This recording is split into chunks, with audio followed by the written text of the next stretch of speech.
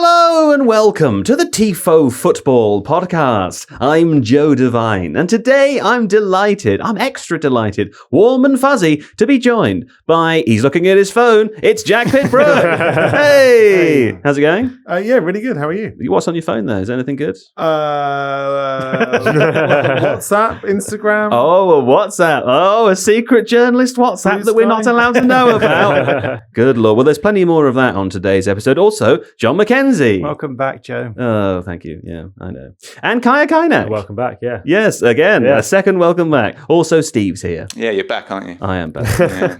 And don't you know it? Yeah, he knows. He got a little bit loose in my absence, I think, audience. So we've had to do a bit of tightening up today, tightening those screws. Now, what did we talk about on today's episode? Well, Manchester City beat Liverpool 3-0, and we discuss, A, how much of a mess Liverpool are, and also is Pep Guardiola, what was it, John? The greatest person of all time, in your opinion? Something like that? Yes. Yeah, something like That's that. exactly what was said. Staying with John, does John look like a 12-year-old with a beard? Actually, now I've said I don't think it's true, but it was funny to say. So there's that. Are underloads the opposite of overloads, or are they banned now from the podcast? Stick around later to find out. We also speak about Tottenham Hotspur, because I'm not allowed to say Tottenham. Do you remember that when they said you weren't allowed to say Tottenham anymore? You can't just call them Tottenham. You can call them Tottenham Hotspur. Well, guess what? Or Spurs, you but can not Tottenham. Tottenham. Call them whatever you like. I call them Tottenham all the time. It's a safe space. It is quite funny. I've moved into a new flat recently with a balcony, and I can see the Spurs stadium in the distance, and I like to stand there at night, holding onto the balcony, saying Tottenham. Tottenham. I'm talking about the area. I'm looking at the area. Tottenham. Spurs. Anyway, we talk about them. Thomas Frank's friendly big tech energy. Is there such thing as friendly big tech? That's confusing, isn't it? What a delightful confusion there. We also played the separation game with some raw dogging. There actually wasn't any raw dogging. It was all very safe. Then I do a terrible best promoted sides quiz, which was actually pretty good, but it was terribly misunderstood by Jon Mackenzie. Does John's pedantry have a 93% chance of pissing Steve off? It seems like it does. Find out why a little bit later on. And finally, we talk about England, because Ruben isn't here, and that was very, very funny for me. And points of air returns.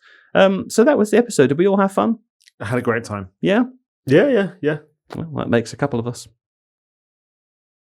Where else to begin, of course, than with Manchester City 3-0 Liverpool, as writes Steve, the latest round of the most titanic tussles in recent Premier League history. He did a lot of alliteration last week. I think he's got worse. He did two alliterations in the same sentence. In the opening line of the podcast. He's completely out of control. Honestly. Just because you live in Cambridge, Steve, it doesn't mean you attend the university, okay? They make that very clear when you live there, don't worry. That's true. If you're at the town, not the gown, they make you aware of it. Anyway, it was Pep Guardiola's 1,000th competitive match as a manager as well.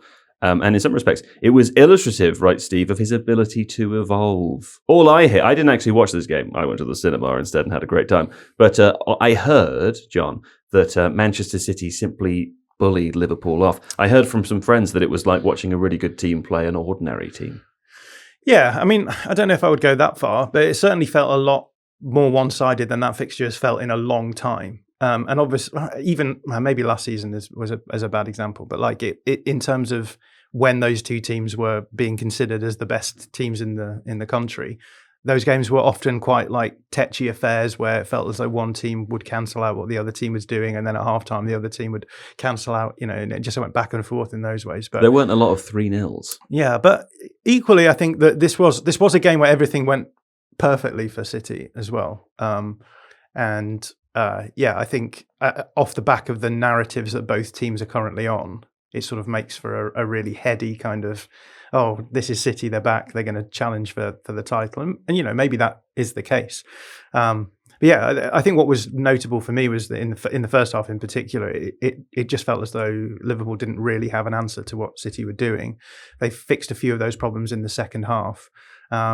And yeah, I thought it was a very fun game, I think, and it maybe against the run of, as I've said already, what you expect from these kind of fixtures. It felt like both teams were trying to play football, and it obviously came off the better for City. But yeah, this is another example of City's sort of new approach, which is causing teams problems and is fun. Maybe. It's fun. Yeah. And am I hearing that right? Jon Mackenzie saying it's fun. We'll come back to you and City's new approach. JPB, can you summarise for me, please, what Jon means by narrative busting here? What is the narrative that we're seeing from this game, this result? I guess the two main narratives from this game are Haaland is really, really good, and City's kind of new look attack. I mean, it's not like Haaland is new at City, but this attack, which is very, very direct and goes almost entirely through Haaland, Doku, that is a new way of playing, and it was really good. And Liverpool couldn't stop it, and didn't really look like they had an idea how to stop it. So that would be narrative number one. I guess narrative number two is Liverpool are kind of a mess. Like they've got all these exciting, like brilliant new players and lots of fantastic good old players as well, like the guys who won the title last season. And yet they're kind of they're sort of shambolic. Like they're really badly. They didn't create anything at all really, apart from the disallowed goal. But they also didn't really. I mean, they weren't able to stop City when City attacked, and so they looked like.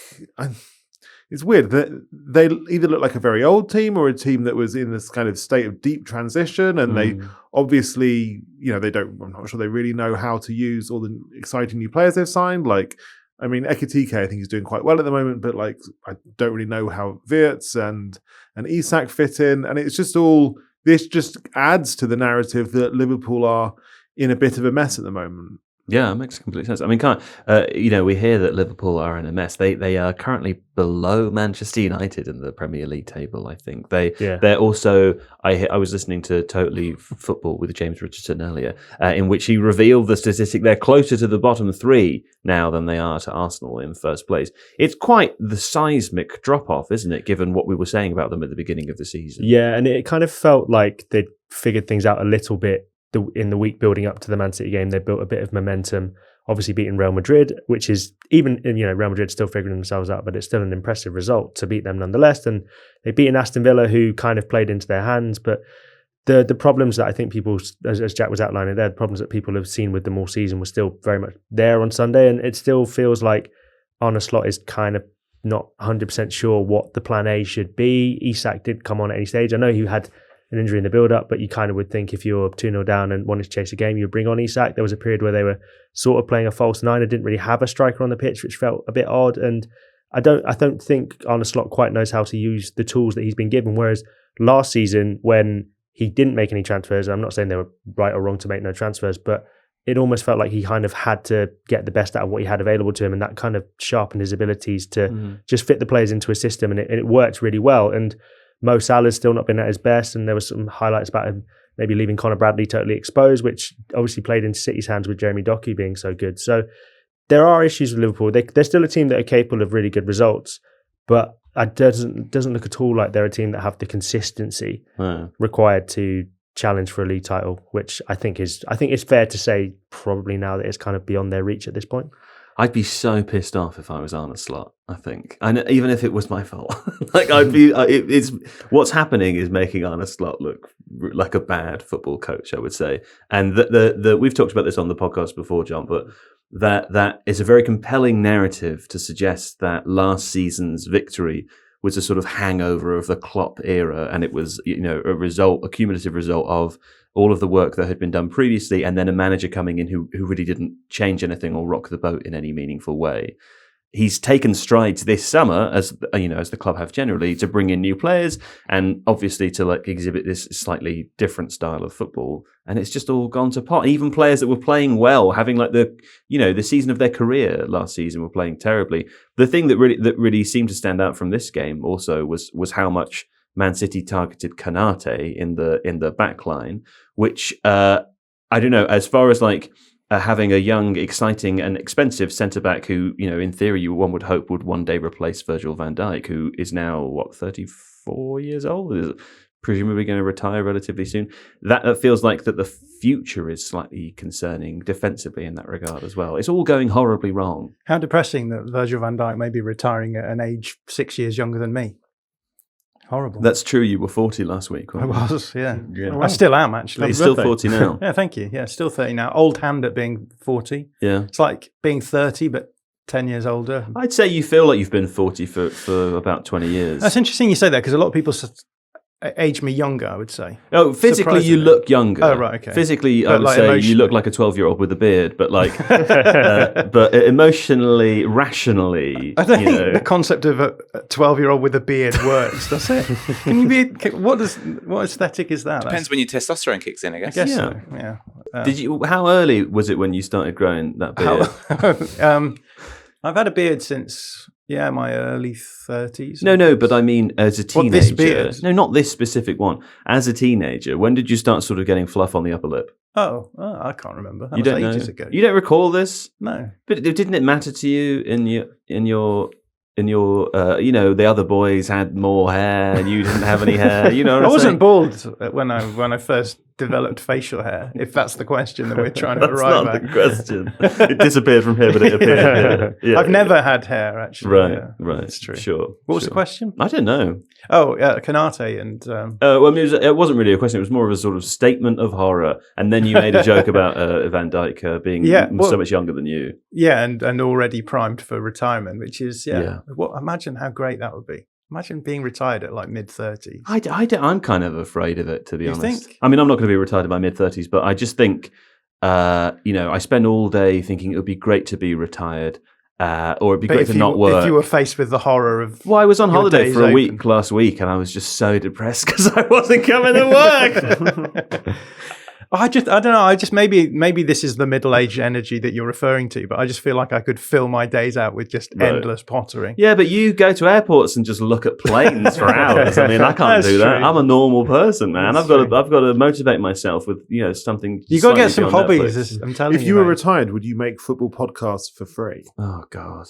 I think Maybe I probably I would. would. It's so Yeah. depressing. Yeah, it is depressing, isn't it? Just doing the same We would thing do you our were doing job for but- money. Yeah. Yeah. Oh well. Anyway, let's get back to that football podcast that we do. Because Konate, as well as leaving Liverpool potentially in the summer, the Is rumours he? go, his contract expires in the summer, I believe is the case.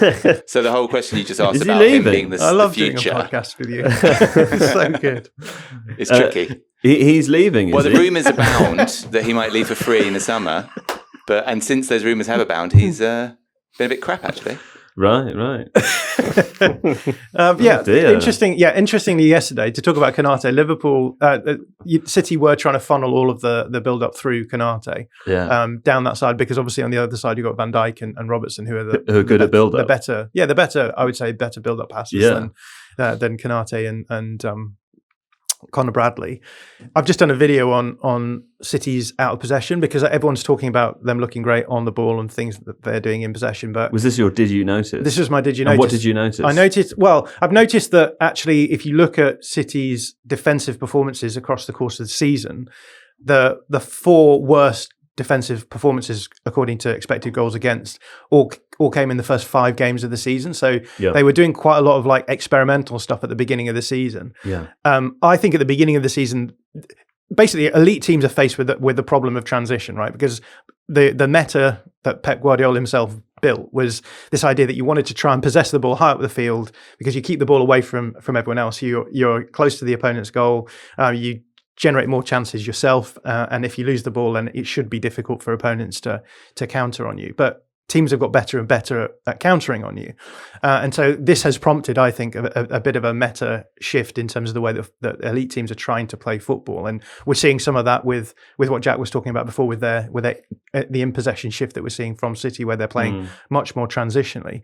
But out of possession, it poses a problem, because like in the past, Guardiola has wanted to try and control games out of possession in the same way that he does in possession, which is keep the opponent as far away from our goal as possible, press them high, win the ball back, and recycle it, and then get back into our in possession approach. That's much harder to do now, because teams are just going long and just saying, fine, if we're not going to try and build up against you if you're going to try and press us. Is this why they've signed Donnarumma?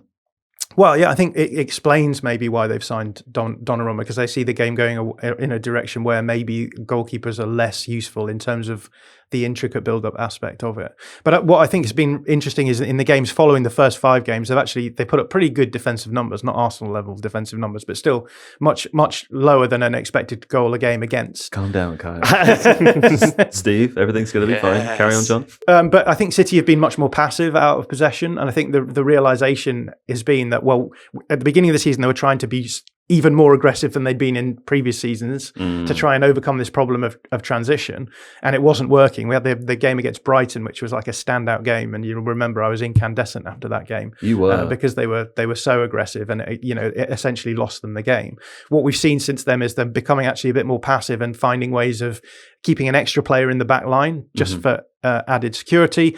If you have an extra player in the back line, it means you have one less player further up the field, which should allow the opponent to have the extra man in build-up, which should allow them to possess the ball pretty well. But if you only need 2 players to attack and score goals in Doku and Haaland, then you don't really need a man advantage up front. But I think what they're doing is kind of interesting, because they're saying, fine, we're going to allow this underload further forward, and the way that we're going to mitigate that is we're going to invite the opponent. Did you just say underload? Yeah. You're not allowed to say underload. Okay. That's it's the opposite of overload. I know, I trust our audience to be able to work that one out. No, they can, but like... Are you saying the audience is stupid, Joe? No, I'm saying you're stupid and you shouldn't say that. Have you ever heard anyone say underload before, Kaya? No, literally, I was trying to think if that's a word. Have you? No. Have you, Steve? Nope. It's banned. We're banning underload. You're not allowed to say... No, come on, you've brought in... What's that? What do they call that? Would that imply that underpants, the trousers are overpants? Yep. That's what I call them.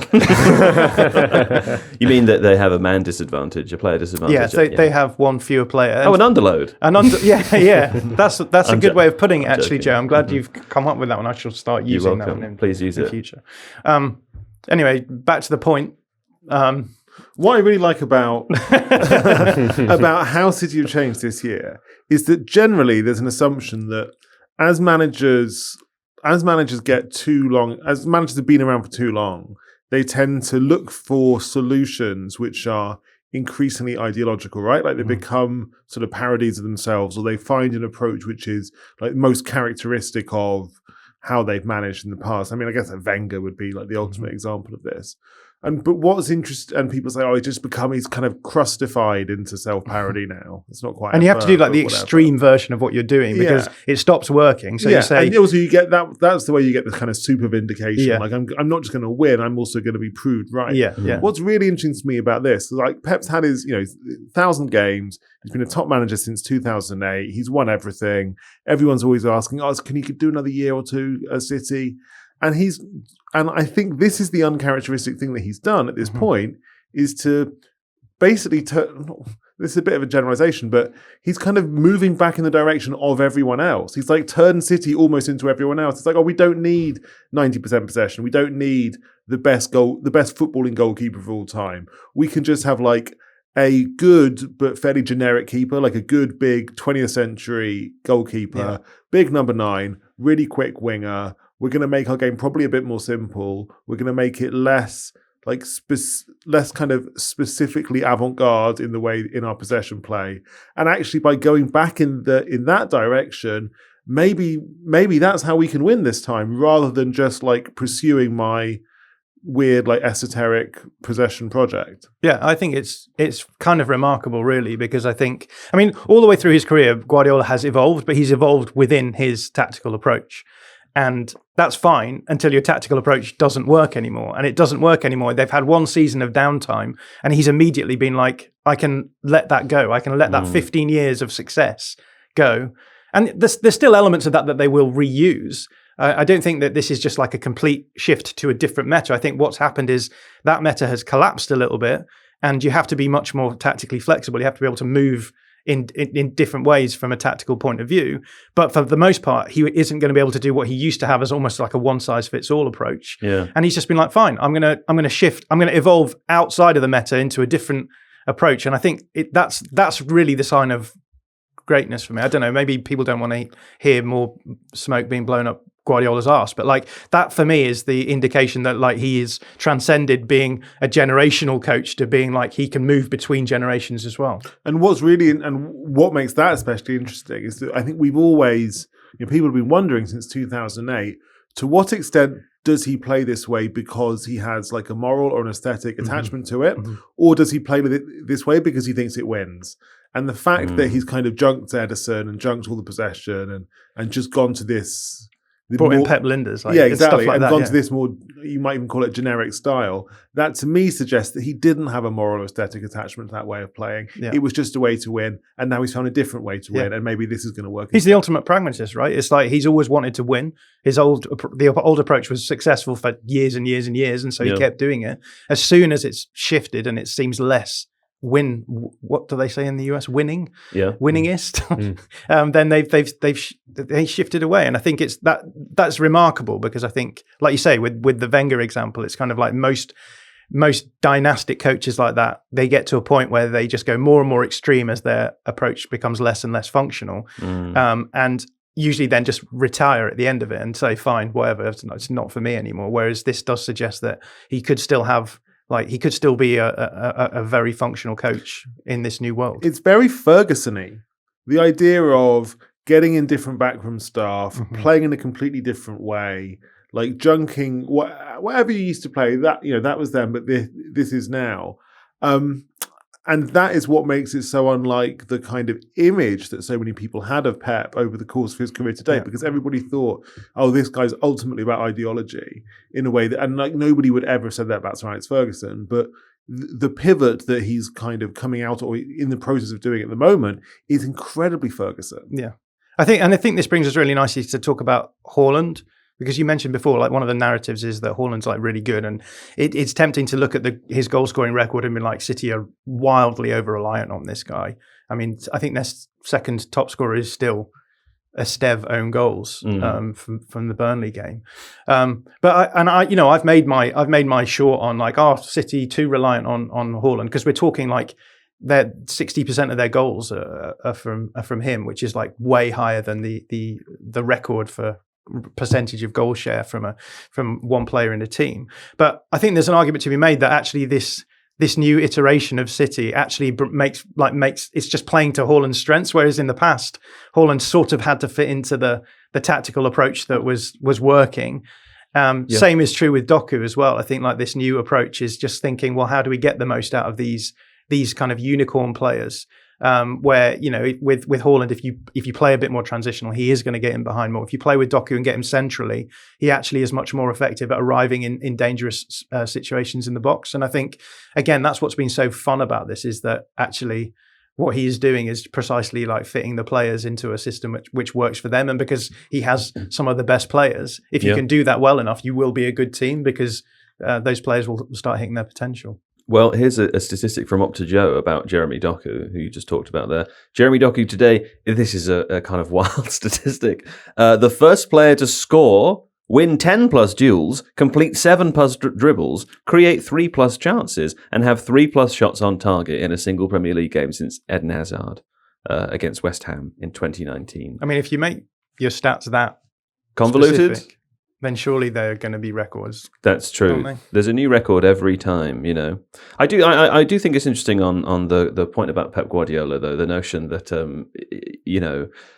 he's been able to evolve as much as he has over time. I think also the Ferguson comparison is pretty apt, because there are very few examples of managers who manage at the top, at an elite team or the top level the whole way through their career. Pep Guardiola is pretty rare in that regard.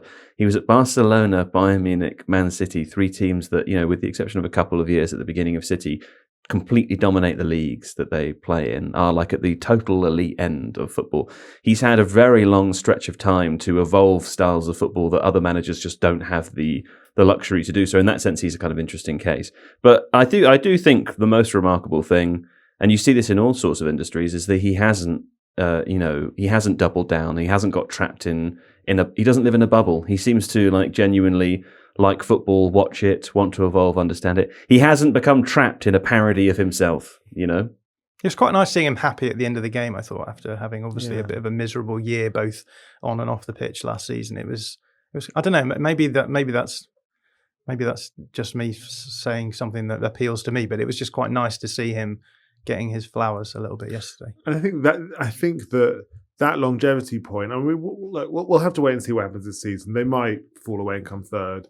We don't know. But if they do finish the season well, if they do challenge or even win one of the major competitions or come again next year, then I think it will start to look a bit more Ferguson-y. And I think what unites the two of them is that most managers, even great managers, are generally at the top of the game for 10, 12, maybe 13, 14 years. Mm-hmm. Look at Wenger or Mourinho or Klopp or Conte or as in managers from our lifetime, or Lippi or even Saki.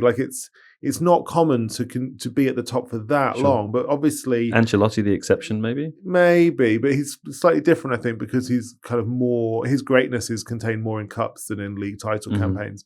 Whereas Guardiola started at Barcelona in 2008, so what's that, 17 years ago now? Yeah. And if City can continue and have if they do well next year, then suddenly Pep will have been at the top for almost 20 years and continued winning and changing through that time. And so that's when I think people will make more of those Sir Alex comparisons. Well, because also football has changed hugely in that period of time. Hugely. I would add probably Jurgen Klopp to that conversation as well, because I feel as though with Klopp, he's such an outlier in terms of a lot of these elite coaches, because he starts obviously with Mainz in the Zweite Bundesliga and consistently evolves his approach all the way through. And then when he arrives at the Premier League, I think he continues that evolution. But when does he arrive at Liverpool? 2015. Yeah. And then when does he leave? Yeah, but I think with that, I think he's more that just shows that he has a remarkable ability to be a human being, right? Oh, sure. No, I'm not saying it makes him a bad person. Sure. But he categorically doesn't fit the Yeah, and I think that's fair. But I guess the point I wanted to make was just that with Jurgen Klopp, he's one of the few coaches where I think he evolved tactical system to tactical system in a way that was often went under the radar a little bit. Sure. And that contributed to him having so much success at Liverpool. Yeah. It's hard to change your mind on things. How many minds do you have? Explain a lot. I'm in two minds right now. So you're always in two minds. It's your biggest problem when coming up with YouTube titles. True. It could be one or the other. Who could say? Life is a confusing mess, a melange of different intentions. That's true. So listen to an advert. Hopefully your life is more simple now after that advert break. Listen, let's have a conversation about Spurs. It says a frank conversation. I think you should. No, I've just. I think you should respect Steve's. I'm filtering Steve's Steveisms. I'm filtering them out. I think I did that in the last time we spoke about Frank as well. So absolutely fine to Spurs it. I think so. I can't help myself. He can't evolve like Guardiola. What can you say? Now, one of the reasons we're talking about Spurs is because they drew with Manchester United over the weekend. Another is because we have Jack here. Oh, someone's knocking on the wall. Is it Ange Postecoglou? Hello? Hi there, guys. Anyway, as I said, they drew 2-2 with Manchester United over the weekend, but also Jack is here. Jack, I mean, do you still actually cover the Spurs beat, or are you just Mr. England now? All the time. You're over both of them. Yeah, well, it's autumn's a busy time for me because you've obviously got 3 consecutive international breaks. Yeah. So I'm generally like John, I have 2 minds, an England mind and a Tottenham mind. Yeah, and I'm just in the process of switching from Tottenham brain to England brain. Yeah, for the next 2 weeks. What do you think of the new structure of the formatting? The formatting, yeah, for the international games. Oh wait, we're going to do international. We're doing a tiny little bit of international talk later on, so we'll ask that question. I'll keep that in my other mind for. Please do, and also in your third mind, if you have one, keep the fact that we're going to talk about Manchester United a bit more on Wednesday because we'll be joined by Laurie Whitwell, so we'll have a Man United focus then.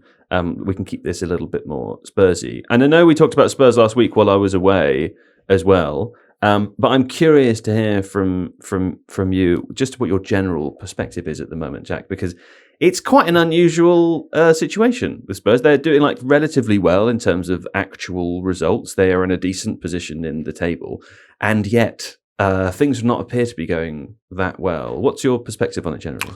So the results have been fine, I think, overall. The performances have been mixed. The weirdest thing about the performances and this is actually true of the results, is that they are the worst team in the Premier League at home. If you look at this season and last season, if you look at, say, a 1-year view, their record is terrible at home. They nearly won against Manchester United on Saturday, but they didn't. And they've only got 1 home win all season, which were in the league, which was against Burnley. in their first home league game, which is quite crazy. Yeah, it's because I think they play this incredibly. I mean, this we were talking about how football's changing. This is very much like at the cutting edge of what football's like in 2025. It's very reactive, very set piecey, not easy on the eye, I don't think. And they do it style of play, and they're doing this with a squad which has got some good points, but a lot of bad points too. And so their away record is pretty good, and they've had some really cool away wins. Like they won at City, they won at West Ham, they won at Leeds, they won at Everton, and then some of those games they've been really good, and they've been organised, and they've killed it on set pieces. But at home, where they've got 60,000 people there, and they wanting Tottenham to take the initiative and to control the game and play some good football, it's a bit of a slog. They don't have a lot of creativity. Their best creative players are injured. The striker situation's a bit of a mess. And it's not always been pretty. So yeah, it's kind of I think people are still a lot of people are still reserving judgment, I think. Yeah. Some people are still waiting to see will performances magically improve at home? Will they be good to watch when Kulusevski comes back, when Solanke comes back, when James Maddison ever comes back? Yeah. So, which hopefully will do. Hopefully, at the end of the season, he's recovering from this ACL. So, yeah, it's kind of a sort of challenging time, I think, for the Spurs fan base, and people are still trying to get their heads around all the changes that have happened on and off the pitch. Okay, cool. I mean, it's also worth saying you wrote a piece recently that was titled something like "Frank is not the next Nuno," or is not the same as Nuno. I'm not sure I understand that, though, based on your description of how, your simple description there of how they play. As an ordinary football fan, I watched that and I think, well, isn't this just exactly what Nuno Espirito Santo was doing? Why is it not? Well, so on the surface, there's lots of obvious continuities between Nuno, who was sacked about 4 years ago last week. Was it 4 years ago? Yeah. It's like the end of October. Yeah, tell me about it. The late October 2021, and it's now 2025. Oh my god, that's really giving me a horrible feeling. Yeah, I got the ick now. Yeah. So let's do the continuities are that these are both managers who came in the summer having got a smaller team, promoted into the Premier League, and then achieved mid-table stability with that team. They're very much about defensive organisation. They've come into Spurs and suddenly they're faced the question, well, how do you coach a brand of football with better players and higher expectations? And in both Nuno's, certainly in the sort of 10 Premier League games Nuno had in charge of Spurs and in the games that Frank's had in charge of Spurs, you watch them and you think, have they got a midfield? Do they know how to move the ball forwards? Can they play a sort of exciting style? And I think a lot of the anxiety that people have had about Frank is similar to how they will have felt about Nuno 4 years ago. And actually, when I don't know if you remember, but on Saturday when he took off Xavi Simons for Matisse Tell with about 10 minutes left, it got massively booed, which actually made me think of in Nuno's last game. Funnily enough, was against Manchester United at home in late October 21. And he took off fan favourite Lucas Moura for Steven Bergwijn early in the second half with Tottenham 1-0 down. And that got colossally booed. Yeah. And that basically ended it for Nuno. It was... In this instance, Matisse Tell scored a goal, right? Yeah, exactly. So... And whereas in 4 years ago, they lost the game 3-0. And then the next day, it was like, you're out, mate. Yeah. Antonio Conte comes in. So those are the continuities. And on the surface, on a cosmetic sense, the continuities are really, really obvious. Why I think it's different, or the discontinuities, are that firstly, Nuno had better players. Nuno had Kane and Son. The previous season, in 2021, Tottenham had finished 7th. The season before that, they finished 6th. They had 2 world-class strikers. They had Dyer, they had Lloris, they had Ndombele. They had a good base of high-level players, particularly attacking players. Thomas Frank doesn't really have that at all. Thomas Frank has a pretty patchy bunch of attacking players, I think. Yeah. The second one is that Nuno was only ever going to be a sort of glorified caretaker. He came in just before pre-season started in summer 21 because Tottenham literally didn't have a manager. because since sacking Mourinho, they try, for various combination reasons. Hansi Flick took the Germany job. PSG didn't let Pochettino leave. Conte decided he'd like a bit more time on the beach. Fonseca, they pulled out of last minute because they weren't sure about him. Gattuso nearly got the job, and then he basically got cancelled online for comments that he'd made. And so they'd cycled through all these options. Then it's like, oh my God, the players are about to come back. We've got to find a manager. Nuno will do it. He just left Wolves. Look, nice guy. Might as well. But everybody knew that he was only going to be there.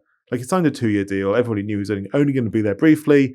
And then, of course, like Antonio Conte comes back from the beach 4 months later and says, right, I'm ready. Yeah. Let's do it. I have the sufficient level of suntan. Whereas Thomas Frank is like, the plan is that he's going to be a longer term guy. Like, he's been allowed to build a big backroom staff. He's made lots of like friends and allies, and he's got good relationships with people at the club. The staff really like him. The players really like him. He's much more popular internally than Nuno was. So Do you think it's fair to say he's also arrived with a different brand than Nuno did? Nuno I think was considered even at the time a manager who could do a really good job with a team, essentially counter-attacking and like low block. Whereas Frank, because of set pieces, and maybe it's unfair to say anymore, seems to have arrived with this different brand around him. I think so, yeah. I mean, I actually think Frank is quite... We could do that if you want.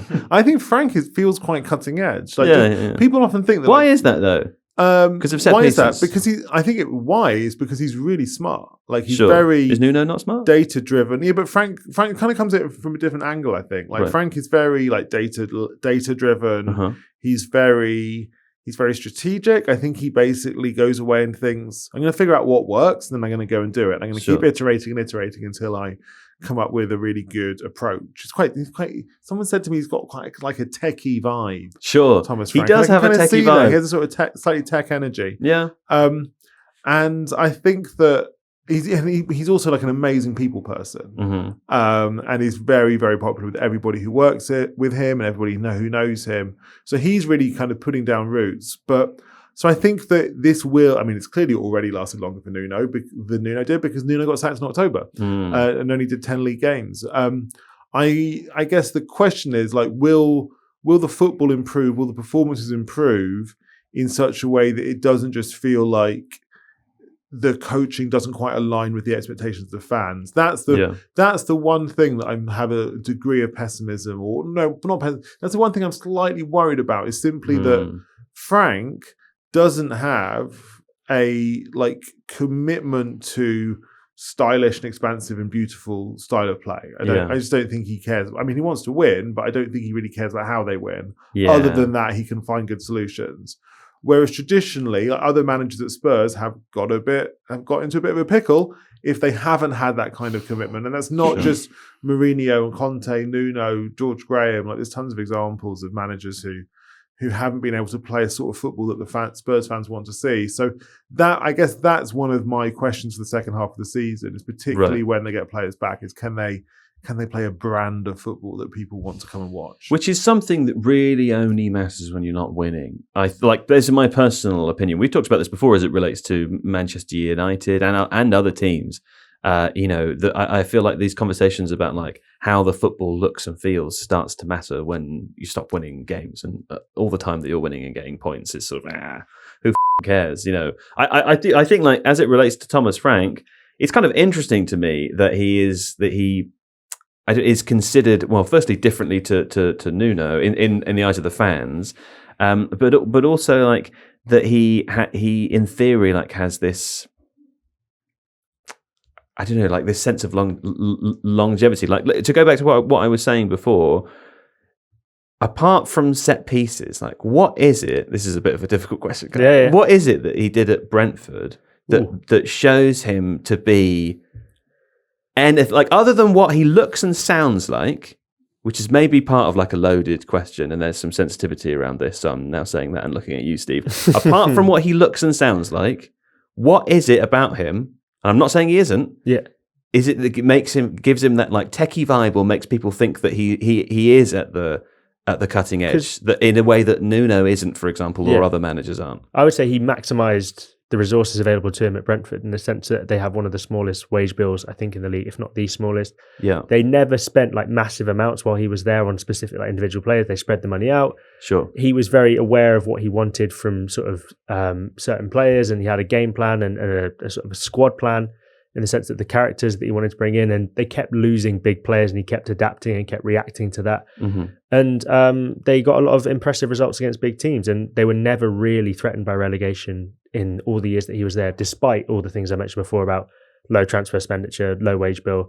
Admittedly, he had like a good backroom staff and a good sort of team behind him and upstairs at Brentford. Yeah. But and the vibes at Brentford were really good as well. Like it's not a very like analytical way of describing it, but I'm kind of surprised by how quickly it's gone negatively at Spurs, in the sense that the fans' reactions, because as Jack was saying, he's such a likable guy, and like it seems that everyone around him seems to enjoy working with him. I thought that sort of charm factor would last over the fans a little bit longer than it seems to have done. And I admit that the sort of the style of play matters, and the fact that Spurs have, I think, got the worst Premier League home record since in this calendar year, I think, of any team in the Premier League, which is crazy. I think that doesn't help things. But I really thought that he would be able to keep them on side for a little bit longer. And it's odd that at this stage, and like you say, objectively, it does look like they've got good results and they're doing well. And I think they're fifth in the league, which is kind of, if they finish in fifth, it's probably going to be a Champions League space. They'll be quite happy with that, especially given how chaotic things were last season, particularly in the Premier League. But I understand that, like, as a fan, you go to a game wanting to be entertained, and like you don't just want to watch midfielders do a horseshoe of death and kind of give it to Kudus and hope that he does something. I mean, that's been an issue for Spurs all season, and a lack of quality and progression in midfield has been a problem. But yeah, I just think that I thought it would be a lot more positive a lot longer around Spurs, particularly after the Super Cup result, where they were so impressive and they kind of shocked everyone because everyone thought they were going to get really battered by PSG. I just thought that would buy him a bit more time, a bit more credit in the bank, but it seems to have sort of evaporated quite quickly. Yeah. What do you think, John? I don't know. It's a tricky one, because like within the broader context of everything we've been talking about, if you look at the underlying numbers, Spurs are worse than they were last season, and Brentford are better than they were last season also. And it's kind of, and obviously they're fifth, I think, because of points they earned at the beginning. They're of the putting season, up relegation level numbers, and again, like whatever, like the numbers don't mean a huge amount, certainly to me, but they are indicative of something. And I think that's the big concern, right? At the moment, it feels almost as though their performances don't match the results they're getting, and it's always a tricky situation for, I think, especially fans to exist in, because I mean, we've not even talked about this, but we've talked about the home form being rubbish. If you're a home fan and you have a season ticket, and the games that you're going to see live, they're consistently losing or drawing, that is going to negatively endear you to a coach from the off, right? But then I don't know. It's a lot of the conversations about Frank are always contextualized within conversations about Ange Postecoglou, and Ange Postecoglou was such a divisive manager that I feel as though a lot of people just have the opposite opinion on the basis of their opinion of Postecoglou as they have for Frank, right? So if you liked Ange, then you're going to be critical of Frank, and if you didn't like Ange, you're going to be positive to Frank. And I think that taking that kind of context, like when your dad gets replaced by a stepdad. Yeah, exactly, right. You know, if you didn't like your dad, maybe there's a new, better guy out there. But if you did like your dad, if you liked your dad, this new guy can get to yeah. And I think that's what makes a lot of this kind of confusing, because a lot of the whenever I talk about Spurs, I try and do it from a position of I'm looking at the tape, I'm looking at the numbers, this is what I'm seeing. Yeah. Already people are saying, well, you're biased against Frank. You don't like Frank. And you have only ever had one dad. So in that sense, like... I quite like my dad. You would be biased. He's nice. Seems nice. Yeah. Not a perfect individual in any way, but whoever's is. You know, sometimes when John and I play video games late at night, Jack... This was back in COVID when John lived at home. We would be online. We'd be playing video games. It'd be about 10:30 p.m. And then all of a sudden, like, John had stopped talking, and in the background, you'd hear this old man go, are you winning, son? Comes in to say goodnight, check if his son is winning at video games. He never was, of course, because he's shit at video games. But your dad didn't mind, did he? Your dad, Ange Postecoglou, of course. I don't know. We want to move on, but I don't know. We do. Let's play the separation game. We'll have a quick break in the middle of the separation game, but let me tell you first. Last week, of course, you'll remember, I don't remember, I wasn't here, that it was Ricardo Quaresma to Luis Suarez. Do you know how to play the separation game? Tell me. No, I'll tell you now. Okay. Here's the rules. I give you two players, and you must find connections through teammates to link the two players in the chain. You're only allowed to use club sides, no international. And each connection, they must have played a game in the same season for the same club as the person you're connecting them to. They don't have to have played in the same game, but you can't say, for example, pick a player who was still technically on the books but didn't play at all that season. And the two players that I am giving you today are Kevin Phillips, who was, of course, spotted at the Stadium of Light this weekend. Am I allowed to use laptop? Yeah, you're allowed to use laptop. Yeah, that makes it so easy. Well, you would think so, but you're trying to do it in the shortest possible journey. And then we just shout out when we've got it. No. But don't worry, I'll explain that part to you. Kevin Phillips is the first one, so you can look him up on Wikipedia and see what clubs he played at. Why you shouldn't let people use their laptops? Because otherwise it's impossible. All right, how about this? Let's do a little experiment with JPB. These guys will use their laptops. You are not allowed to use your laptop. I'm going to try and No, I'm closing. Close the laptop. Okay, JPB, in his own words, will raw dog the separation game. Kevin Phillips is the starting point, and we want to end with Paolo Maldini. Okay, you want to do it in the fewest possible jumps, and each teammate that you use to connect. Can I get my laptop back? No, you can't. And we will now go for a break, and we will come back in presumably about 25 minutes when Jack has finally got the answer. Okay, listen to this advert. And we're back from the break. Jon Mackenzie protesting, wait a minute, I might have it. Sadly, no, sir. I will come to you last, though, okay? Because I assume you haven't got it in one. I haven't got it in one. No, okay, fine. We have two claimants here, Kaya and Jack, both claiming to have done it in two. Jack did relent and use technology because it turns out it was quite difficult. I said I wasn't going to use my laptop, so I just used my phone instead. Yeah, it's exactly that kind of pedantry as well. We've invited you here today. Let's start with you then. Give me your route. So Kevin Phillips played in the 2002-03 season for Sunderland with Torre Flo. Yes. Torre Flo played for Chelsea in the 97-98 season with Ruud Gullit, who played for many years at AC Milan with Paolo Maldini. It's a nice route. Lovely. It's a friendly route. It's a classic mainstream route. Big fan of that. Congratulations. Well done, Kai. What about you?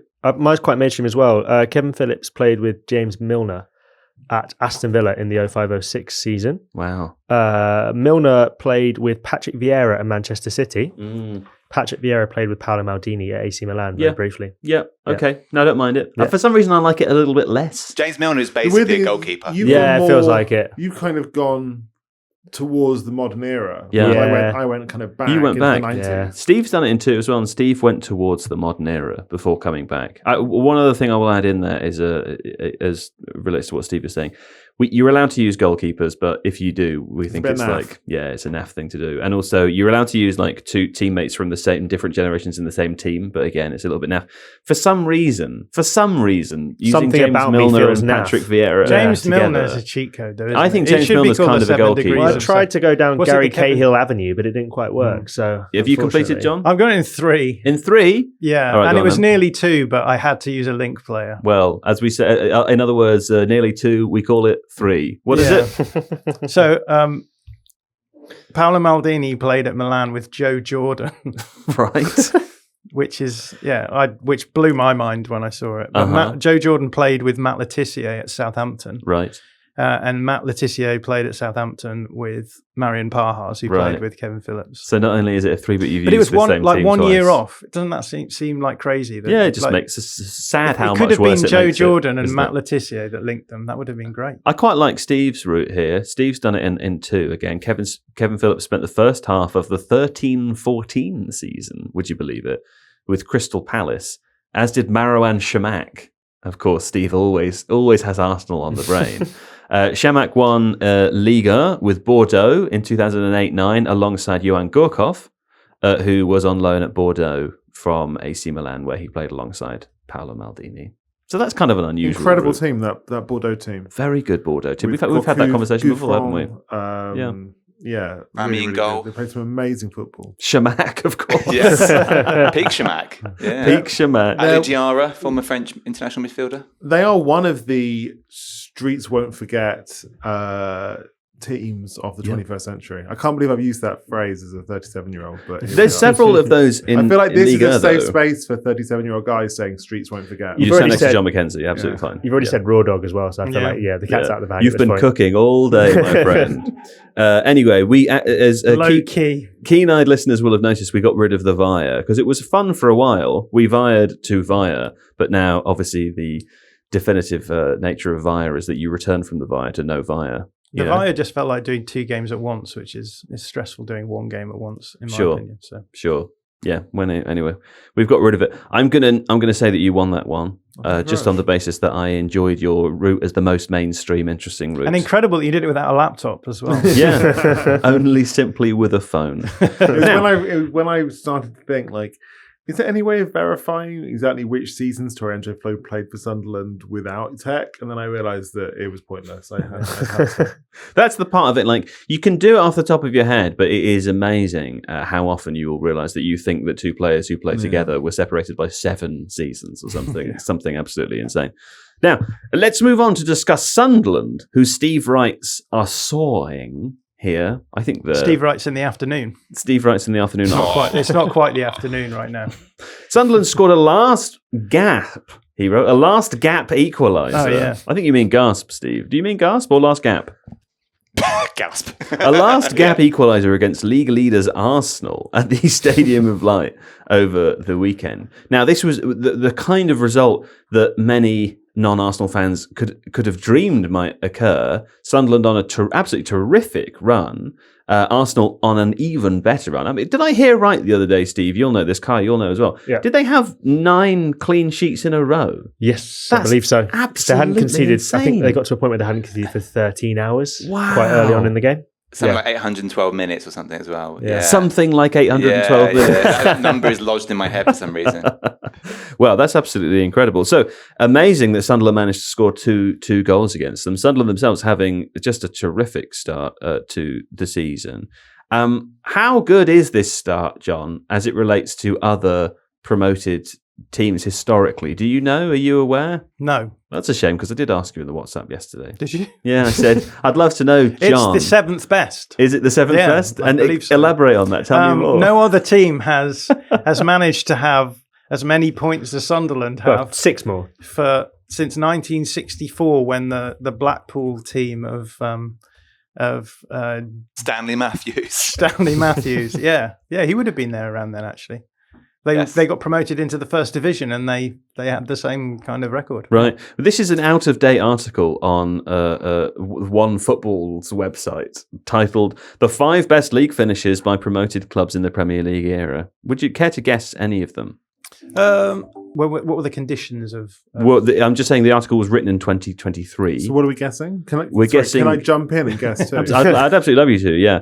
This is the 5 best league finishes by promoted clubs in the Premier League era in an article published in 2023. So I don't think there were any risk of these changing because I believe every promoted team was relegated. Marcelo Bielsa's Leeds. Wow, I was about to say that.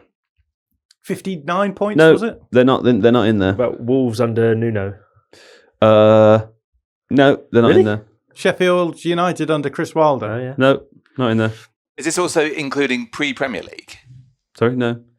They're Just all Premier going to be League very era. early, I guess, right? When promoted side could just come I up think and it be would have very been good. easier in the 90s Yeah. as a promoted team. Yeah.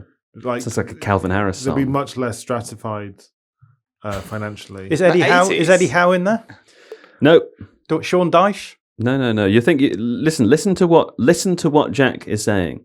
I was saying old managers. Oh, no, you're not. You're saying managers who manage now. Neil Warnock.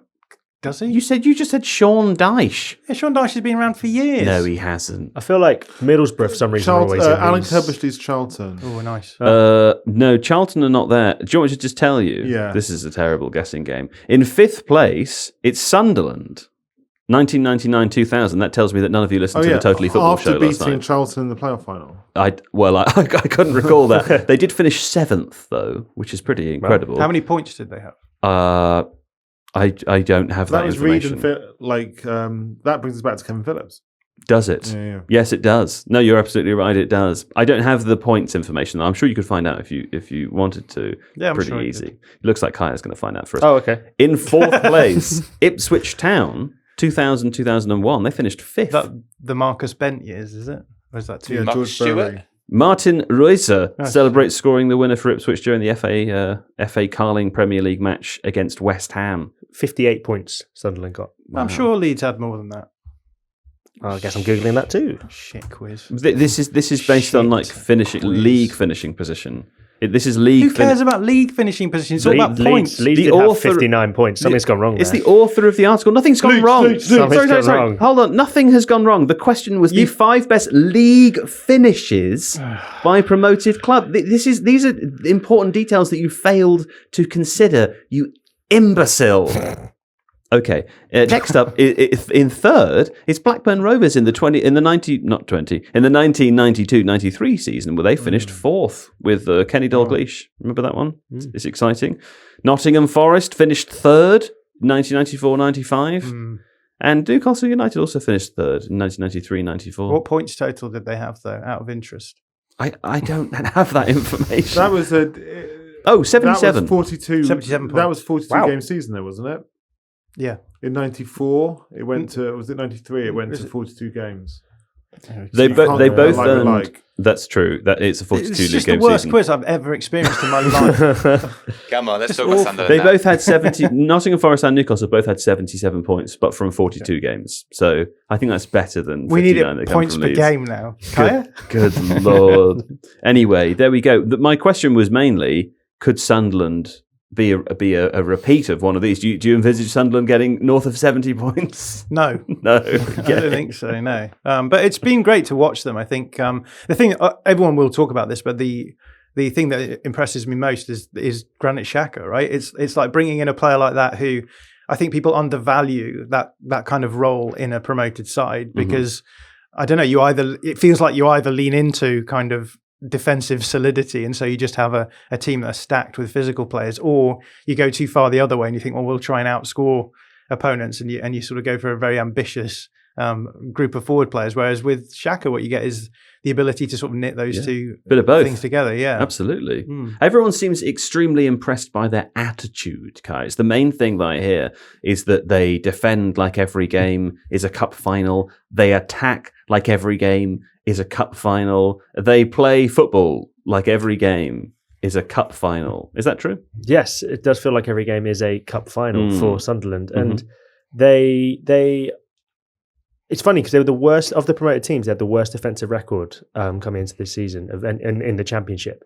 Burnley obviously had like a fantastic defensive record. Everyone thought they would be similar this year, but Sunderland and they also signed almost, I think, apart from Ballard, it's an entirely new back four. I was going to say it's kind of half a new team, isn't it? Yeah. I think it was 15 signings they made across the course of the summer, which is an obscene amount, and more often than not, that tends to lead to quite bad things. But they weren't just scattergun signings. They feel like they were signings made with a style of play in mind. And we've spoken about how Pep is more pragmatic than people seem to realise. I think Reggie Lebris is how we've decided to say his name. He is, I think, needs to be praised for how pragmatic he's been in his approach. And we've seen with newly promoted teams in years gone by, I think of Vincent Kompany's Burnley, Russell Martin Southampton, arguably Ipswich under Kieran McKenna, as kind of like ideologically pinning themselves to a style of play that kind of means when they need to adapt, as you do as a newly promoted team in the Premier League, they can't. And Sunderland have they've kept it quite simple. They don't go super direct as you might expect, but they're good at set pieces. They're solid defensively. They've got a good shot stopper in goal, Robin Roofs, who makes a lot of good saves. Xhaka has been a revelation in the midfield, and it's interesting. He's kind of, from when he was at Arsenal, I know he's played a different role at Leverkusen, but he's reinvented himself into this sort of single pivot, and they've got two people around him who can kind of do all the running for him, which it does feel like they've carefully put together a squad, and a lot of eyebrows were raised by their spending, but they put together a squad that could definitely compete, and it's hard to see them going down now, and they're looking like, genuinely, it's you get to this stage of the season, you start thinking, could they potentially push for Europe? That would be really fun if they could. Well, indeed, the Opta supercomputer, includes Steve, predicts that Sunderland are already safe, with a predicted points total of 46 points and an estimated 14th place finish. And if that wasn't enough, Dr. Mark Carey has said in our last episode that no promoted side with this many points at this stage of the season had gone down before. It is worth saying they still have a chance of relegation. Because it sounded like you were saying they were already safe, but they aren't. Well, according to the Opta supercomputer and Mark Carey. Well, it says, I'm on Opta's website, and it says Sunderland have a 7% chance of relegation. Right. But yeah, so it's not impossible, but we're talking about highly likely they will stay up. So, yeah, I mean, I agree with that, but we did say that they were safe when they aren't. We should do like I think we should have like a 10-minute argument about whether a 7% chance of something, is that like a small chance? Is that a reasonable chance? I mean, the only way to assess that would be if you could go get £1 million tomorrow. Are you a man of wealth means? I don't know. I don't know what money means to you, but let's assume that you don't have any. If in the morning you could wake up with £1 million, but there was a 7% chance that you wouldn't wake up, would you take it? Ooh.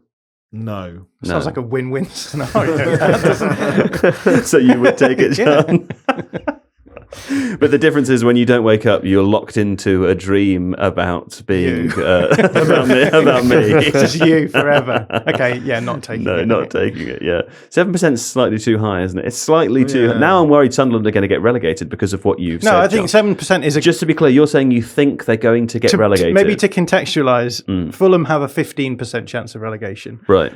West Ham 40, Forest 35. West Ham have a 40% chance. Burnley 49. I mean, Leeds 51. aren't Fulham in that group at the bottom, the sort of bottom five, and they only have a 15% chance of relegation? Yeah. On what basis is it? Is it worked out on you're going to have to contact the Opta supercomputer. Is it based on the underlying numbers as well as the points, or the fixture difficulty? So basically, what they've done is they've got an expected points table. I guess so. They've taken the points they have now, and then what's the word that they use when they subtract? No, they run iterations. Oh, right. Extrapolate, and then I guess they'll do like 10,000 versions of their fixtures, right, and then work out the points on the basis of that. So on the base, Wolves' percentage of 90.15. I was going to say that feels high. I wouldn't take a 90.15 chance of not waking up. Even with Rob Edwards' new manager, they didn't lose a percentage off that and knock it down to 89%. No. Do Middlesbrough not have a higher percentage chance of being in the Premier League next season than Wolves? I expect that's probably true. Probably yeah. Isn't the thing with Rob Edwards though that he's a big, massive Wolves guy?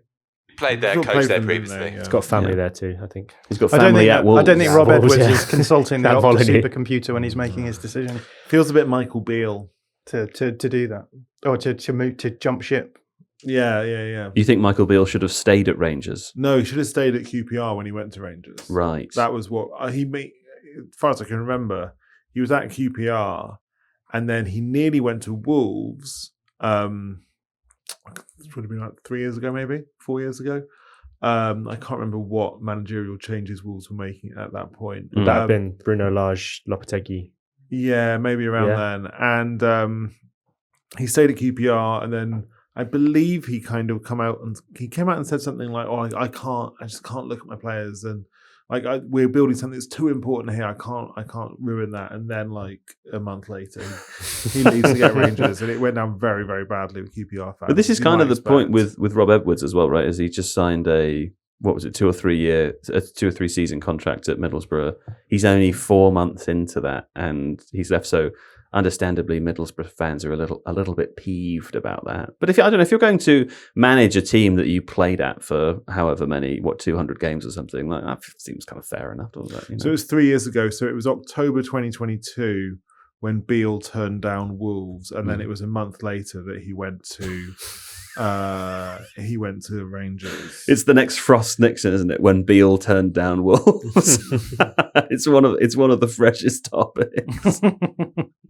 And this was the point in the Yeah, where Bruno, you're right, where Bruno Lage had just been sacked, and then before they got in Lopetegui in the November of that year. That's it, man. And can I say, ladies and gentlemen, that's the kind of accuracy that I would expect from an athletic journalist, even in the face of no one caring about what he's saying. He wants to make sure that he gets it. Well done to you, sir, I say.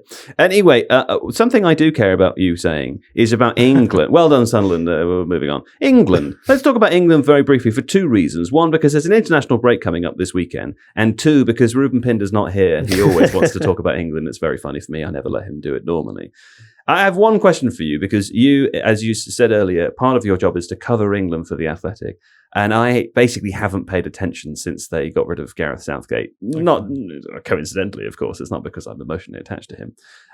What are three? It's not your dad, Joe. It's not that he's my new dad.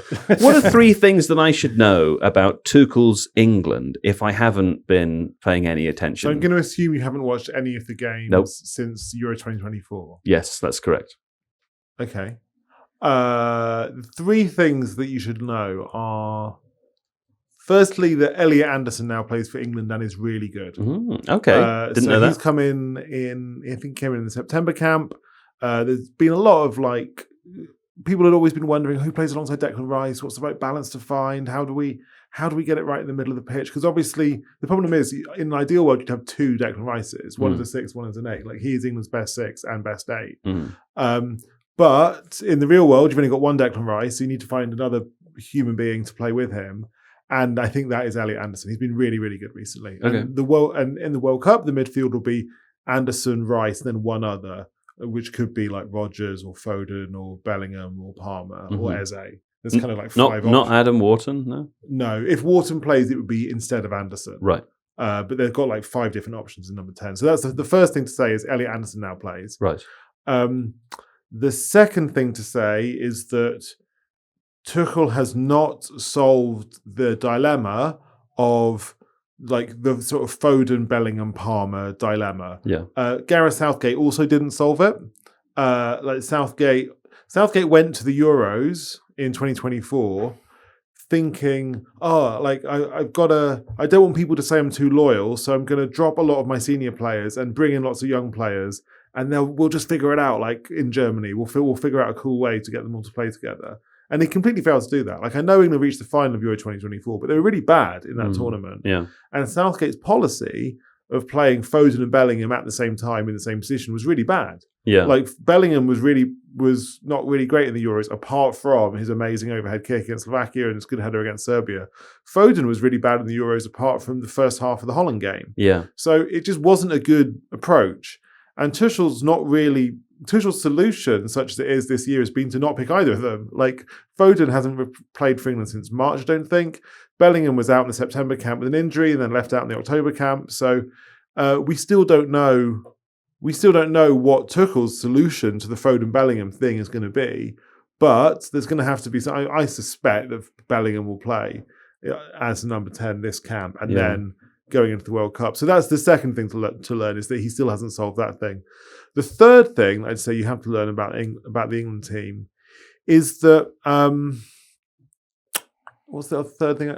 I guess Rashford is back. Right. Like, so Rashford, it kind of felt like Rashford's international career was completely finished a year or two ago. Like, he was in for the Qatar World. Like, Southgate loved him. Like, he went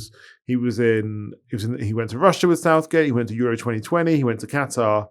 But then he sort of fell away. He was playing really badly at Man United. He didn't really. Southgate didn't take him to the Euros.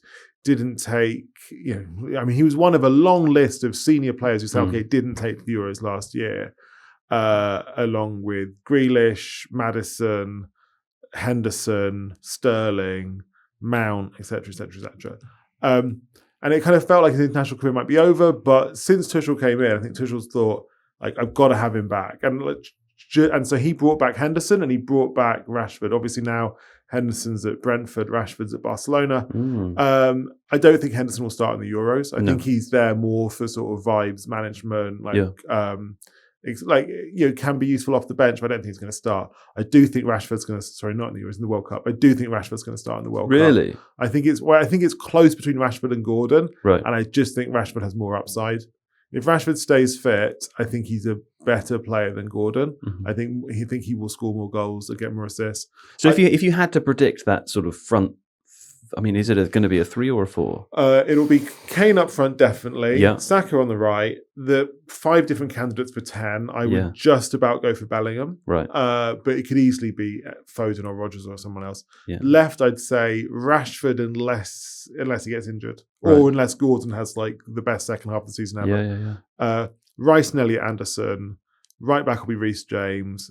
Stones and Gahey, assuming Stones is fit. Left back is really open. Like left back, there's a fairly flat hierarchy, and you can take your pick out of Livramento, Lewis Skelly, Jed Spence, maybe Lewis Hall will come back into the squad. Luke Shaw has not been brought back. No. There's Nico O'Reilly's in this time. Could Rico Lewis come back? So there's tons of different options at left back. I genuinely don't know who it's going to be. Wow. Spence is as good a bet as anyone at the moment, but even he's. I think even he is like not Tottenham's best left back. Okay. And then Pickford in goal. Shit. Well, just quickly before we finished up, John, how would you pick the number 10 role? Who would you pick of the available players? Assuming they are Phil Foden, Jude Bellingham, Cole Palmer, and then I'm sure there are others. Yeah, I don't know. I always think with international selection, like people and ah about things way more than they should be. Like any one of those players is just a fantastic player and is probably better than the options that 95% of the teams in the tournament will have. So I guess you just go for someone who you feel is fits well with the dynamics that they have. And I guess weirdly, I suppose that with Harry Kane playing the way that he's playing for Bayern this season, where he is essentially playing as a 10, if not deeper at times. You want to work out how the dynamic works between him and that player. If you want to maybe go for a player who's a little bit more, who's going to be moving in the opposite direction, so someone who's box crashing a bit more, I don't know. Alternatively, you've got the 2 wingers who you're going to be creating space for as well to run into that space. So you could easily just do what Bayern do, which is where they have basically 2 false nines in up front. So I don't know. I think the thing about Kane is, and this is something that I think again Southgate got wrong last year, is that Kane played his best football for England by miles when he had pace beyond him. Yeah, particularly Sterling or Rashford or maybe Sancho, but he needed people running beyond him, creating that space. And the problem that Southgate had is that he went to the Euros last year, dropped Sterling, dropped Rashford, didn't really have any pace beyond Kane anymore. But what he did have were lots of number 10s to get in his way. Yeah. He had like Foden and Bellingham there, and all of a sudden England got, the same thing would be true as Palmer as well. And all of a sudden you've got all these guys who are like competing for the same space, and they don't really have that pace beyond. And so I think Tuchel's realised this and is trying to solve that. And I think that's why it's definitely, hopefully with Rashford and Gordon on one side, Saka on the right, maybe even Foden as a 10. This is a new idea, is like Foden's not a winger anymore. If I play Foden, he's going to be in that kind of very central, like 9.5-ish space, maybe getting beyond Kane. But I think it's all about having people who create space for Kane rather than get in his way. Yeah. Bellingham would make sense as well if you wanted like a box crasher, right? Yeah. So I think there's a few different options for what they'll have, and presumably he'll just change it game on game. Because Bellingham's almost like a 10 who plays like a 9. Yeah. Plays like a centre forward. He's like the opposite of Kane, right? Yeah, Kane's a 9 that plays like a 10. Absolutely. Well, I'm quite excited now. How about maybe I'll watch a game this weekend. I probably won't do that. I'd give them a 7% chance. Well, if you want to, Serbia at home Thursday night, Albania away Sunday afternoon. Yeah, those are the games. The FA paying you to advertise. If I'm going to Albania for the wrong day. Well, I'm sure you have a lovely time in Tirana. Presumably, it's enjoy yourself. Is that where you're going this weekend? And then you're coming back to Wembley. So it's Serbia this Thursday evening, and then I'm flying to Albania first thing Saturday morning. Games on Sunday, fly back Monday. So no time to really hang around. I might hopefully have a little bit of time, maybe Sunday morning before the game. Any ideas what you're going to do? I'm going to Google best things to see in Tirana. Well, next time we have you back, you'll have to tell us. I'm sure that there's some lovely things in Tirana. Now, Points Are Bad has returned. You'll recall that we took a brief break aside whilst I was away, and before that we predicted for 3 total game weeks. So here were the results of those, and I can tell you there was only one perfect prediction while I was away. That was Ruben correctly predicting in game week 10 that Chelsea would beat Tottenham 1-0. So congratulations to Wooben. And congratulations to Wooben even more so because he won overall. He only added 4 points in those 3 weeks. That was from 3 games. Congratulations. Well done. I did the worst alongside you, Kaya. We both added 7, which is a bit of a shame. John, you, the 1-1 bot, and JJ all added 5 points. So how about that? We can have Jack. You can select on behalf of Ruben today. And is Jay outside? Do you want to grab him? Let me just double check. I think he's there. Do you want to grab him, Steve? And in the meantime, I can say that for this weekend, because it's an international break, we're just going to predict the results of the 2 England games. So you said the first one was Thursday. Serbia at home at Wembley Thursday night. And then Sunday, Albania away. Albania away. Okay, so Kaya, it's you and me to start because we're the worst. Yeah. You are ahead of me in the. Hey JJ, you are ahead of me in the league. So I'll pick first. Yeah. JJ, we're predicting the 2. Come and take a knee here. We're predicting the 2 England games this weekend because we've got Jack Pitt-Brooke here, and you did actually kind of okay. So you'll be picking a little bit later. So as a starting point, we said it's England v Serbia. I think that sounds like a tasty affair. I'm going to say 2-1 to England. And then Albania versus England. I'm going to say 4-0 to England. Yeah, pretty exciting. Kai, what do you think? I'm going to go for a 2-0 win to England at home. Okay. And a 1-0 win away. Yeah. Okay, JJ, it's over to you now. This is England v Serbia at Wembley. England 1, Serbia 0. Okay, and then Albania v Serbia in Tirana. Albania versus... No. Albania versus England. I'm sorry. Albania v Serbia would be a very tasty affair. Yeah.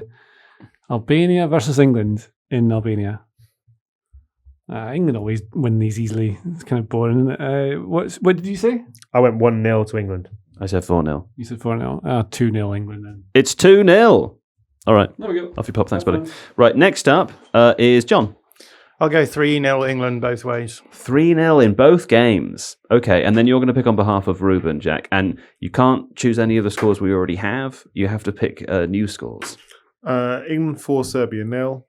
Yeah, no, that's available. England 4, Serbia 0. That was the score last time round, was it? Was it? 5, I think. Oh, Christ. Has anybody picked Albania 0, England 2 yet? Yes. JJ took that. I think. JJ took that. Okay. You went 1-0. I went 1-0. I went. You went 4-0. 4-0. You went 3-0. I went 3-0. They're going to have to score a goal from Albania 0, England 4. That's what I said. You could say 4-1. Yeah, but I don't think Albania will score. Oh, right. Then 5-0. Yeah, Albania 0, England 5. Okay, 5-0. I'm incredibly jingoistic. Well, the thing is, anyway, it doesn't matter because you're picking on behalf of Ruben. Screw Ruben again. It's actually funny if they don't get... Also, Ruben is happy for us to be called, but I've told him that you've not allowed him to... No, we don't need to call Ruben. That's absolutely fine. Okay, perfect. Well, there we go. That was Points Are Bad. That was the Tifo Football Podcast. We'll be back on, I think, either Wednesday evening or Thursday morning release. Probably Wednesday evening. We'll be talking to Laurie Whitwell that week, me and John, so we'll do a little bit of Manchester United and then some other stuff. So we'll see you then. Thanks to Jack. And nobody else. Thank you. Sorry, I just hiccuped as when you